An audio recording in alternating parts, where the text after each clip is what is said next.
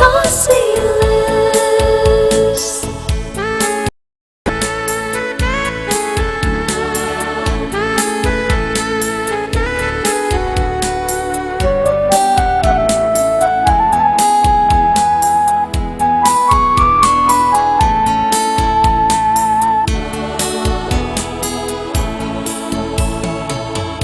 And then one day across the river I'll find life's fun, no war with pain.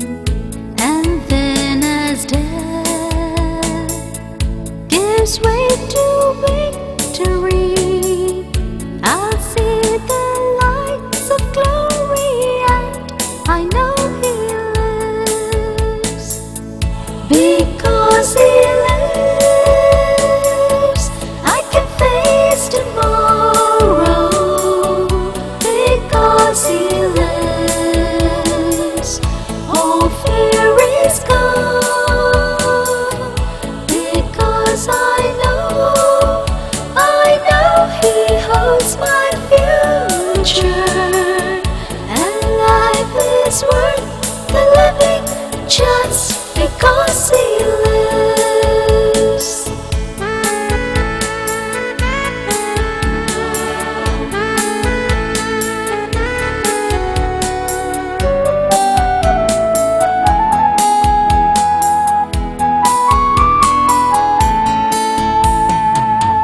How sweet to hold a newborn baby and feel the pride and joy He gives.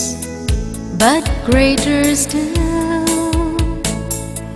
the calm assurance this child can face uncertain days because He lives. Dear friends, it is my great privilege and honor to wish you all a very blessed Easter. My preaching is all about Jesus. It is nothing but about Jesus Christ of Nazareth.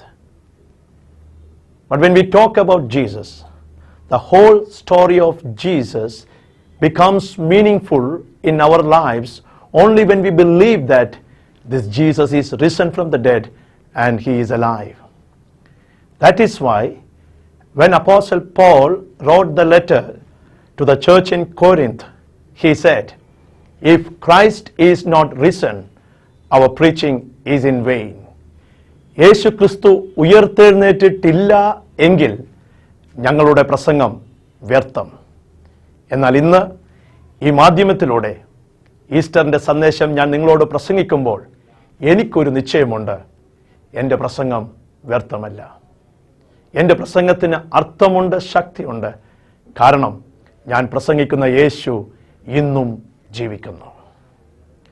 എന്നാൽ 2000-ൽ പരം വർഷങ്ങൾക്ക് മുമ്പ് നടന്നതായ ഒരു ചരിത്ര സംഭവത്തിന് ഇന്നിൻ്റെ സാങ്കത്യമെന്ത്? What relevance or significance does the resurrection of Jesus Christ have in my life today? എൻ്റെ ജീവിതത്തിന് ഉയർത്തെഴുന്നേറ്റ കർത്താവ് ഏത് വിധത്തിലാണ് സ്വാധീനം ചെലുത്തുന്നത്? അല്ല എങ്കിൽ ഏത് വിധത്തിലാണ് എനിക്കത് അനുഗ്രഹപൂർണ്ണമായി തീരുന്നത്? അങ്ങനെയെങ്കിൽ ഞാൻ ഇന്ന് നിങ്ങളോട് പറയുവാൻ അല്ലെങ്കിൽ പ്രസംഗിക്കുവാൻ ഉദ്ദേശിക്കുന്നതായ എൻ്റെ വിഷയത്തിൻ്റെ ഒരു ചെറിയ രൂപമാണ് അല്പം മുമ്പ് നിങ്ങൾ പാട്ടിൽ കൂടെ കേട്ടത്.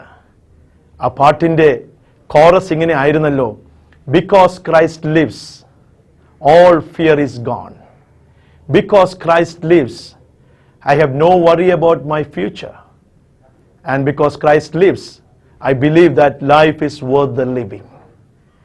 പാട്ടുകാരൻ പാടിയതിൻ്റെ അർത്ഥം ഇതാണ്. യേശു ജീവിക്കുന്നതുകൊണ്ട് എൻ്റെ ജീവിതത്തിന് അർത്ഥമുണ്ട്.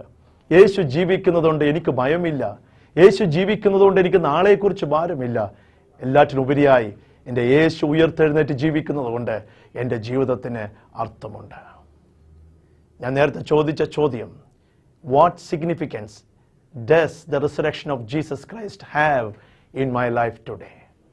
എൻ്റെ ജീവിതത്തിന് യേശുക്രിസ്തു ഉയർത്തെഴുന്നേറ്റതുകൊണ്ട് എന്ത് പ്രയോജനം? 4 കാര്യങ്ങൾ നിങ്ങളുമായി പങ്കുവെക്കാൻ ഞാൻ ആഗ്രഹിക്കുകയാണ്.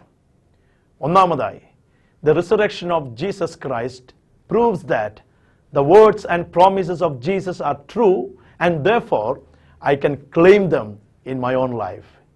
യേശുക്രിസ്തു ഉയർത്തെഴുന്നേറ്റത് നിമിത്തം അവൻ്റെ വാക്കുകളും വാഗ്ദത്തങ്ങളും സത്യമുള്ളവ എന്ന് തെളിയിക്കപ്പെട്ടിരിക്കുകയാണ്. അങ്ങനെയെങ്കിൽ ആ വാഗ്ദത്തങ്ങൾ സത്യമുള്ളവയെങ്കിൽ അതെനിക്ക് മുറുകെ പിടിക്കുവാൻ കഴിയും. അതെൻ്റെ ജീവിതത്തിൽ അവകാശപ്പെടുവാനായിട്ട് എനിക്ക് സാധിക്കും. യേശുക്രിസ്തു ഈ ഭൂമിയിലായിരുന്നപ്പോൾ ഒരിക്കൽ ഇങ്ങനെ പറഞ്ഞു, ഈ മന്ദിരം പൊളിപ്പീൻ, ഞാൻ 3 ദിവസം കൊണ്ട് ഇതിനെ പണിയും. കേട്ടു നിന്നവർ ചിന്തിച്ചു, ഒരുപക്ഷെ ഇദ്ദേഹം യെരുശലേം ദേവാലയത്തെക്കുറിച്ചായിരിക്കും പറഞ്ഞത്. അവർ ചിന്തിച്ചു, അനേക വർഷങ്ങൾ കൊണ്ട് പണിതതായ ഈ ദേവാലയം എങ്ങനെയാണ് പൊളിച്ച് 3 ദിവസം കൊണ്ട് പണിയുന്നത്? എന്നാൽ യേശുക്രിസ്തു തൻ്റെ ശരീരമാകുന്ന മന്ദിരത്തെക്കുറിച്ചാണ് അവിടെ സൂചിപ്പിച്ചത്. യേശുക്രിസ്തു പറഞ്ഞത്, ഈ മന്ദിരം പൊളിപ്പീൻ. വലിയ വെള്ളിയാഴ്ച, ദുഃഖ വെള്ളിയാഴ്ച, കാൽവരിയുടെ ഉയരത്തിൽ ക്രൂശിന്മേൽ ഈ മന്ദിരം തകർക്കപ്പെട്ടുവെങ്കിലും 3 ദിവസം കൊണ്ട് അവൻ ഇതിനെ പണിതു. അങ്ങനെയെങ്കിൽ എൻ്റെ പ്രിയരെ, അവൻ പറഞ്ഞ വാക്കുകൾ സത്യമാണ്. എൻ്റെ യേശുവിൻ്റെ വാഗ്ദത്തങ്ങൾ സത്യമാണ്. അത് സത്യമാണെങ്കിൽ എനിക്കതിൽ വിശ്വസിക്കാം, അതെൻ്റെ ജീവിതത്തിൻ്റെ അനുഭവമാക്കി തീർക്കാം. ഞാനൊരു കാര്യം കൂടെ പറയട്ടെ. ഒരു വ്യക്തി വാക്ക് കൊടുക്കുമ്പോൾ, വാഗ്ദത്തം കൊടുക്കുമ്പോൾ അത് നിറവേറ്റണമെങ്കിൽ ആ വ്യക്തി ജീവനോടെ ഇരിക്കണം. യേശുക്രിസ്തു കൊടുത്ത വാഗ്ദത്തങ്ങൾ എനിക്കും നിങ്ങൾക്കും അത് ജീവിതത്തിൽ അവകാശപ്പെടാമെന്ന് ഞാൻ പറയുമ്പോൾ അതിൻ്റെ അർത്ഥം ആ വാഗ്ദത്തങ്ങൾ തന്നവൻ ഇന്നും ജീവിക്കുന്നു. ഏതൊക്കെയാണ് ആ വാഗ്ദത്തങ്ങൾ? യേശുക്രിസ്തുവിൻ്റെ വാഗ്ദത്തങ്ങളും വാക്കുകളെയും കുറിച്ച് പറഞ്ഞാൽ അനേക വർഷങ്ങൾ പറഞ്ഞാലും തീരുകയില്ല. എന്നാൽ 3 കാര്യങ്ങൾ ഞാൻ വളരെ വ്യക്തമായി നിങ്ങളോട് പറയുവാൻ ആഗ്രഹിക്കുകയാണ്. 3 വാഗ്ദത്തങ്ങൾ. അതും കർത്താവായ യേശുക്രിസ്തു ഉയർത്തെഴുന്നേറ്റ ശേഷം പല വ്യക്തികൾക്ക്, പല സമൂഹങ്ങൾക്ക് പലപ്പോഴായി തന്നെ തന്നെ വെളിപ്പെടുത്തിയതിന് ശേഷം പറഞ്ഞതായ വാഗ്ദത്തങ്ങൾ. ഒന്നാമത്തെ വാഗ്ദത്തം, യേശുക്രിസ്തു ഉയർത്തെഴുന്നേറ്റ ശേഷം സ്ത്രീകൾക്ക് പ്രത്യക്ഷപ്പെട്ടതിന് ശേഷം പറഞ്ഞു, ഭയപ്പെടേണ്ട, ഫിയർ നോട്ട്. എത്ര നല്ല വാഗ്ദത്തമാണല്ലേ! ഒരു ഭയം നിറഞ്ഞതായ ഒരു ലോകത്തിലാണല്ലോ നമ്മൾ ജീവിക്കുന്നത്. റോഡിൽ കൂടെ സഞ്ചരിക്കുവാൻ ഭയമാണ്, ഒരു ഡോക്ടറെ കാണുവാൻ ഭയമാണ്, നമ്മുടെ ബ്ലഡ് ഒന്ന് ടെസ്റ്റ് ചെയ്യാൻ ഭയമാണ്. എന്തു രോഗമാണ് വരുന്നത്? ഒന്നും വേണ്ട, നമ്മുടെ വീട്ടിൽ തനിയെ ഇരിക്കുവാൻ ഭയമാണ്. ഭയമുള്ള ലോകത്തിൽ ജീവിക്കുന്നതായ പ്രിയപ്പെട്ട എന്നെ കേൾക്കുന്ന സഹോദരി സഹോദരങ്ങളെ, ഞാൻ പറയട്ടെ, ഉയർത്തെഴുന്നേറ്റ കർത്താവ് നമുക്ക് തരുന്ന വാഗ്ദത്തം, ഭയപ്പെടേണ്ട, ഫിയർ നോട്ട്. കാരണം എന്താണ്? ഞാൻ ജീവനോടെ ഇരിക്കുന്നു, ഞാൻ ഉയർത്തെഴുന്നേറ്റിരിക്കുന്നു. വേദപുസ്തകത്തിൽ 366 പ്രാവശ്യമാണ് ഭയപ്പെടേണ്ട എന്നുള്ള വാക്ക് തന്നെ ഉദ്ധരിച്ചിട്ടുള്ളത്. അതുകൊണ്ടൊരു ദൈവദാസൻ ഇങ്ങനെ പറഞ്ഞു, ഓരോ വ്യക്തിയും ഓരോ ദിവസം എഴുന്നേൽക്കുമ്പോൾ ദൈവത്തിൻ്റെ അരുളപ്പാട് ഭയപ്പെടേണ്ട എന്നുള്ളതാണ്. എൻ്റെ പ്രിയരെ, ഉയർത്തെഴുന്നേറ്റ കർത്താവ് നമ്മളോടും ഇന്ന് പറയുന്നതായ വാഗ്ദത്തമാണ് ഭയപ്പെടേണ്ട. രണ്ടാമത് കർത്താവ് പറഞ്ഞു, ഞാനോ ലോകാവസാനത്തോളം നിങ്ങളോട് കൂടെ ഉണ്ട്. ഉണ്ടായിരിക്കുമെന്നല്ല പറഞ്ഞത്, ഇപ്പോൾ ഉണ്ട്. I will be with you, I am with you till the very end of the world. ലോകത്തിൻ്റെ അവസാനത്തോളം. അങ്ങനെ ആർക്കെങ്കിലും പറയാൻ കഴിയുമോ? നമ്മുടെ പ്രിയപ്പെട്ടവർ എത്ര അടുത്ത ബന്ധമുള്ളവരായാൽ പോലും ഒരിക്കൽ അവർ പിരിഞ്ഞേ മതിയാകും. അപ്പൻ മക്കളെ പിരിയണം, മക്കൾ അപ്പനെ പിരിയണം, ഭാര്യ ഭർത്താവിനെ പിരിയണം, ഭർത്താവ് ഭാര്യയെ പിരിയണം, പ്രിയപ്പെട്ടവരെ പിരിയണം. എന്നാൽ പിരിയാത്ത ബന്ധം ഒന്ന് മാത്രമേ ഉള്ളൂ, ഉയർത്തെഴുന്നേറ്റ കർത്താവിൻ്റെ സാന്നിധ്യം. കാരണം അവൻ പറഞ്ഞ വാഗ്ദത്തമാണ്, ഞാൻ നിന്റെ കൂടെ ഉണ്ട്. അവൻ പൊളി പറയത്തില്ല, കള്ളം പറയത്തില്ല. അത് തന്നെയാണല്ലോ ഞാൻ പറഞ്ഞത്, നിങ്ങൾ ഈ മന്ദിരം പൊളിപ്പി, ഞാൻ 3 ദിവസം കൊണ്ട് ഇത് പണിയാം. അവൻ പണിതതാണ്, വാഗ്ദത്തം നിറവേറ്റിയതാണ്. അതുകൊണ്ട് ഈ ഉയർത്തെഴുന്നേൽപ്പ് നമുക്ക് തരുന്ന സന്തോഷ വർത്തമാനം അവൻ്റെ വാഗ്ദത്തങ്ങളിൽ നമുക്ക് വിശ്വസിക്കാം. 2 വാഗ്ദത്തങ്ങളെക്കുറിച്ച് ഞാൻ പറഞ്ഞു. ഭയപ്പെടേണ്ട, കർത്താവ് ജീവനോടെ ഉണ്ട്. 2, ഞാനോ ലോകാവസാനത്തോളം നിങ്ങളോട് കൂടെ ഉണ്ട്. 3, ശിഷ്യന്മാർക്ക് പ്രത്യക്ഷപ്പെട്ടതിന് ശേഷം അനുഗ്രഹിക്കപ്പെട്ട മറ്റൊരു വാഗ്ദത്തം കർത്താവ് ശിഷ്യന്മാർക്ക് കൊടുക്കുകയാണ്, നിങ്ങൾക്ക് സമാധാനം. Piece B with U. 2 പ്രാവശ്യം വാസ്തവത്തിൽ കർത്താവ് നിങ്ങൾക്ക് സമാധാനം എന്ന് പറഞ്ഞിട്ടുണ്ട്. എന്തുകൊണ്ടാണ് 2 പ്രാവശ്യം പറഞ്ഞത്?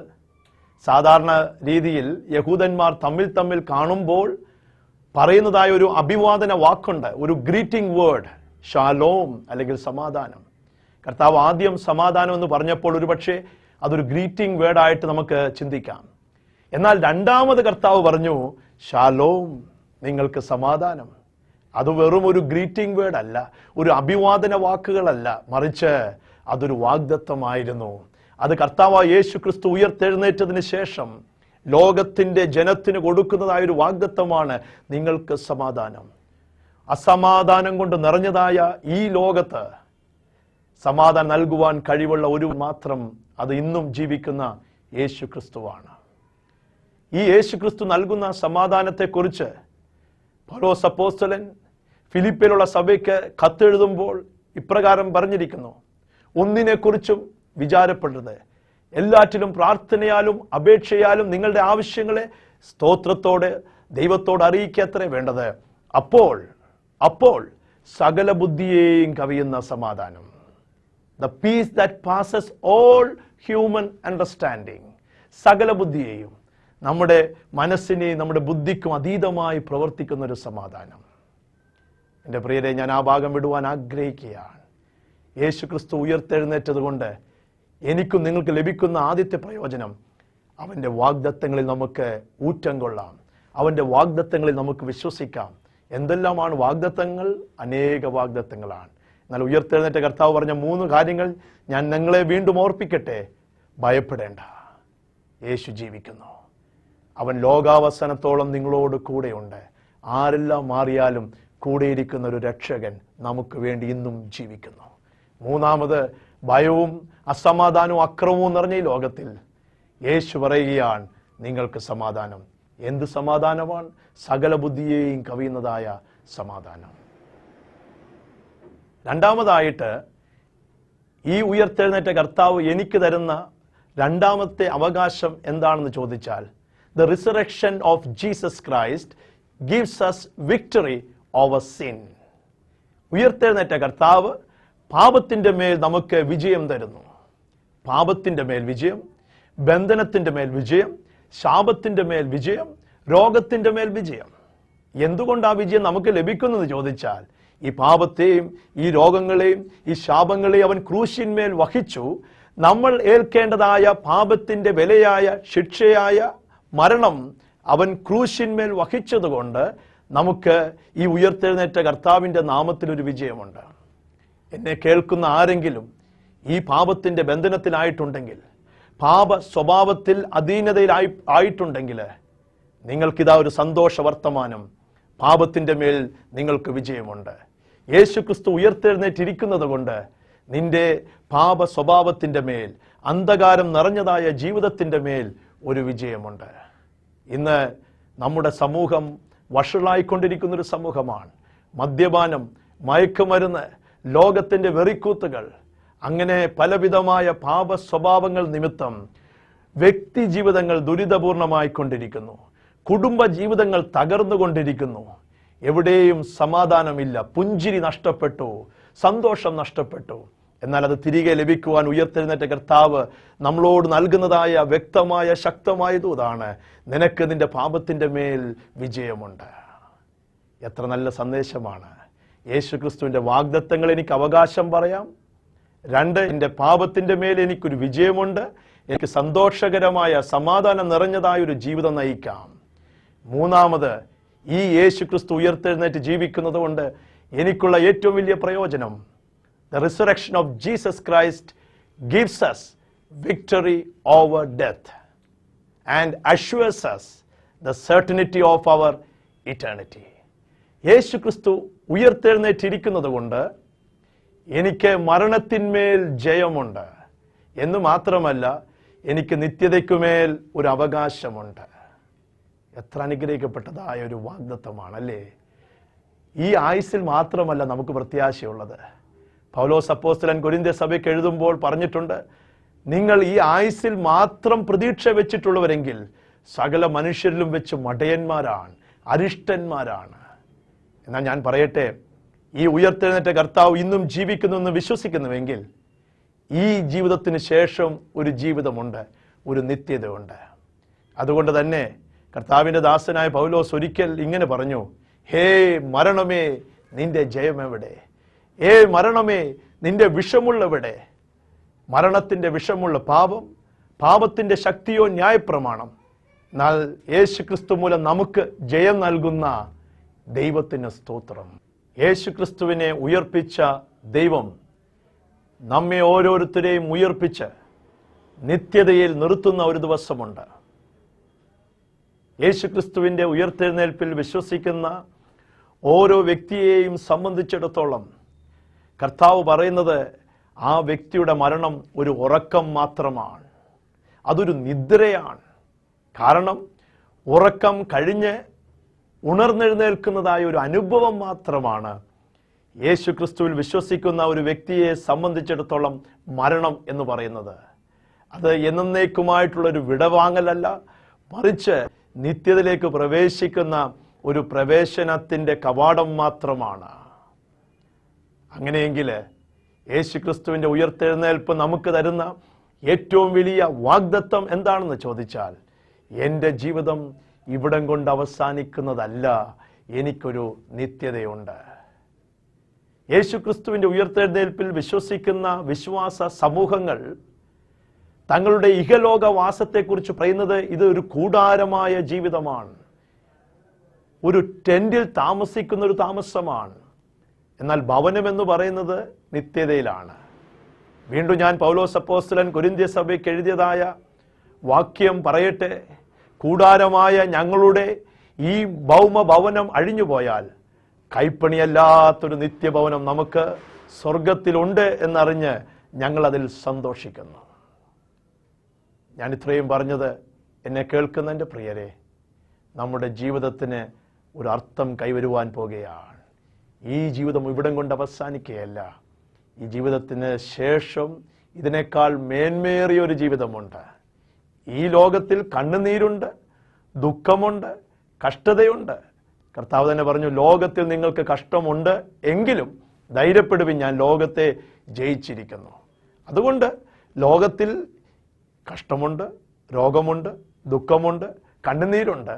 എന്നാൽ നിത്യ ലോകത്തിലേക്ക്, കർത്താവിൻ്റെ വിശുദ്ധ സന്നിധിയിൽ, അവൻ്റെ പൂർണ്ണ സഹിത്വത്തിലേക്ക് നാം പ്രവേശിച്ചു കഴിയുമ്പോൾ അവിടെ രോഗമില്ല, ദുഃഖമില്ല, കണ്ണുനീരില്ല.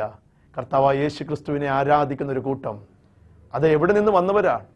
ഭാരതത്തിൽ നിന്ന് വന്നവർ മാത്രമല്ല, കേരളത്തിൽ നിന്ന് വന്നവർ മാത്രമല്ല, ലോകത്തിൻ്റെ എല്ലാ ഭാഷയിൽ നിന്നും, എല്ലാ വംശത്തിൽ നിന്നും, എല്ലാ ഗോത്രത്തിൽ നിന്നും, എല്ലാ ജാതിയിൽ നിന്നും യേശു ക്രിസ്തുവിൻ്റെ രക്തത്താൽ വിലക്ക് വാങ്ങിയ ഒരു വലിയൊരു കൂട്ടം ആ നിത്യതയിൽ കർത്താവിനെ ആരാധിക്കുന്ന ഒരു സുദിനമുണ്ട്.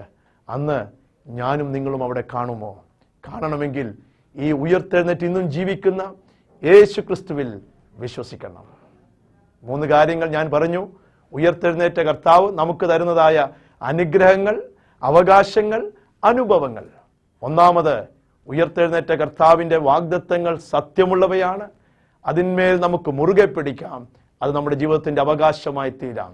രണ്ടാമത് ഞാൻ പറഞ്ഞു, ഉയർത്തെഴുന്നേറ്റ കർത്താവ് നമ്മുടെ പാപ ജീവിതത്തിൻ്റെ മേൽ നമുക്ക് ജയം തരുന്നു. മൂന്നാമത് ഞാൻ പറഞ്ഞു, ഉയർത്തെഴുന്നേറ്റ കർത്താവിലുള്ള വിശ്വാസം നമുക്ക് മരണത്തിൻ്റെ മേൽ ഒരു ജയം തരുന്നു, നമുക്കൊരു നിത്യത ഉറപ്പാക്കുന്നു. ഈ 3 കാര്യങ്ങളിൽ നിങ്ങൾ വിശ്വസിക്കുന്നുവെങ്കിൽ, ഈ 3 കാര്യങ്ങൾ നമുക്ക് അവകാശപ്പെടുവാൻ കഴിയുമെങ്കിൽ, നാലാമത് ഞാനൊരു കാര്യം പറയട്ടെ. The resurrection of Jesus Christ gives meaning to our lives. ഉയർത്തെഴുന്നേറ്റ കർത്താവ് നമ്മുടെ ഓരോരുത്തരുടെയും ജീവിതത്തിന് അർത്ഥം പകരുന്നു. ഇന്ന് ആരുടെയെങ്കിലും ജീവിതത്തിന് അർത്ഥമില്ല എന്ന് തോന്നുന്നുവെങ്കിൽ, ഞാൻ എന്തിന് ജീവിക്കണമെന്ന് തോന്നുന്നെങ്കിൽ, ഇതാ ഉയർത്തെഴുന്നേറ്റ കർത്താവ് നമ്മുടെ ഓരോരുത്തരുടെയും ജീവിതത്തിന് അർത്ഥം പകരുന്നു. ഞാൻ നടന്ന ഒരു സംഭവത്തെ പറഞ്ഞുകൊണ്ട് എൻ്റെ പ്രസംഗം അവസാനിപ്പിക്കുകയും ജീവിതത്തിന് എങ്ങനെ അർത്ഥം കണ്ടെത്താമെന്ന് ഈ അനുഭവ സാക്ഷ്യത്തിലൂടെ ഞാൻ പറയുവാനായിട്ട് ആഗ്രഹിക്കുകയാണ്. ഇതെവിടെയാണ് നടന്നതെന്നറിയാമോ? നമ്മുടെ ഭാരതത്തിൽ തന്നെയാണ്. ഒറീസ എന്ന് പറയുന്ന സംസ്ഥാനത്ത് ബാരിപ്പാട എന്ന് പറയുന്നതായ ഗ്രാമത്തിൽ ഏതാനും വർഷങ്ങൾക്ക് മുമ്പ് ഓസ്ട്രേലിയയിൽ നിന്നൊരു കുടുംബം കടന്നു വന്നു. എന്തിനാണെന്ന് അറിയാമോ? ബാരിപ്പാടയിലുള്ള പാവപ്പെട്ട കുഷ്ഠരോഗികളെ ശുശ്രൂഷിക്കുവാൻ ദൈവത്തിൻ്റെ സ്നേഹത്താൽ അയക്കപ്പെട്ടതായൊരു കുടുംബം. ഗ്രഹാം സ്റ്റെയിൻസ്, ഭാര്യ ഗ്ലാഡിസ് സ്റ്റെയിൻസ്, 3 മക്കൾ എസ്തർ, ഫിലിപ്പ്, തിമോത്തി. ഒരു ദിവസം പാവപ്പെട്ട നാട്ടുകാരോടൊത്ത് സന്തോഷകരമായ വചനങ്ങൾ പങ്കിട്ടുകൊണ്ട് ഒരു വലിയ ക്യാമ്പ് നടത്തുകയായിരുന്നു ഗ്രഹാം സ്റ്റെയിൻസും 2 ആൺമക്കളും. ആ രാത്രിയിലെ പരിപാടി അവസാനിച്ചു.